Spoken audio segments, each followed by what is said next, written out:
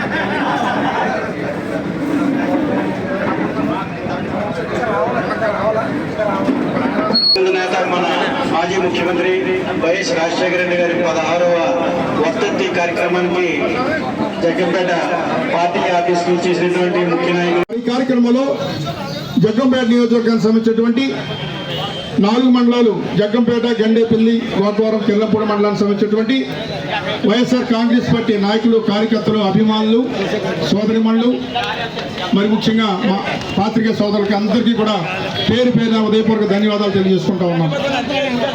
ఈరోజు మనందరికీ తెలుసు, దివంగత డాక్టర్ వైఎస్ రాజశేఖర రెడ్డి గారు అంటే మరి రాష్ట్రమే కాదు, ఉమ్మడి ఆంధ్రప్రదేశ్ కాదు, యావత్ భారతదేశంలోని కూడా ఒక చెరగని ముద్రేసుకున్నటువంటి మహానాయకుడు దివంగత డాక్టర్ వైఎస్ రాజశేఖర రెడ్డి గారు.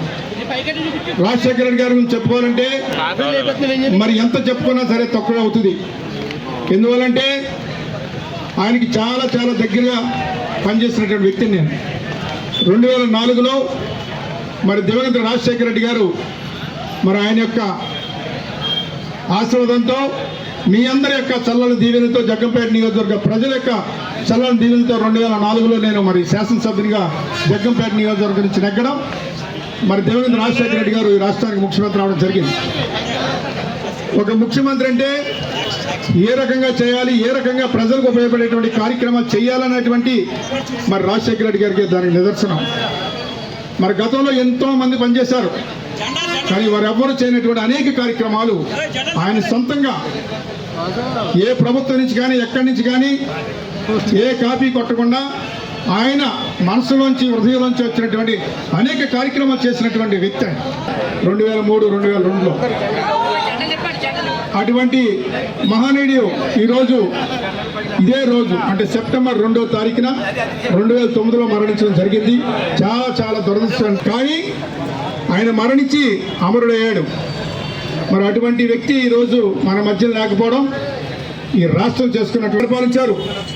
5 సంవత్సరాలు కూడా మరి ఒక స్వర్ణ యుగంగా పరిపాలించినటువంటి వ్యక్తి రాజశేఖర రెడ్డి గారు.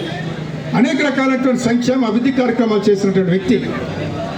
ఈరోజు పేద ప్రజల కోసం తీసుకుంటే మరి ఆరోగ్యశ్రీ అని పెట్టారు, రాజీవ్ ఆరోగ్యశ్రీ అనే కార్యక్రమాన్ని పెట్టారు. ఈ ఆరోగ్యశ్రీ అనేది దేశంలో ఏ ముఖ్యమంత్రి, ఏ ప్రభుత్వం కూడా పెట్టలేదు. రాజశేఖర రెడ్డి గారు మనసులో వచ్చినటువంటి కార్యక్రమం. ఈ రోజు వరకు కూడా ఏ ప్రభుత్వం వచ్చినా సరే మరి ఆరోగ్యశ్రీని నడుపుకుంటూ వెళ్తా ఉన్నారు. కార్యక్రమం ఈ రోజు వరకు కూడా అంటే దాదాపుగా అలాగే 108 ఈరోజు గతంలో ఎప్పుడైనా 108 కానీ ఇటువంటి వాహనాలు ఎప్పుడైనా చూసాం మనం. ఎవరికైనా ప్రమాదం జరిగితే, యాక్సిడెంట్ అయితే ఫోన్ చేస్తే క్షణంలో మన ముందు వచ్చేటువంటిది 108 అనేటువంటి వాహనాన్ని ప్రవేశపెట్టినటువంటి వ్యక్తి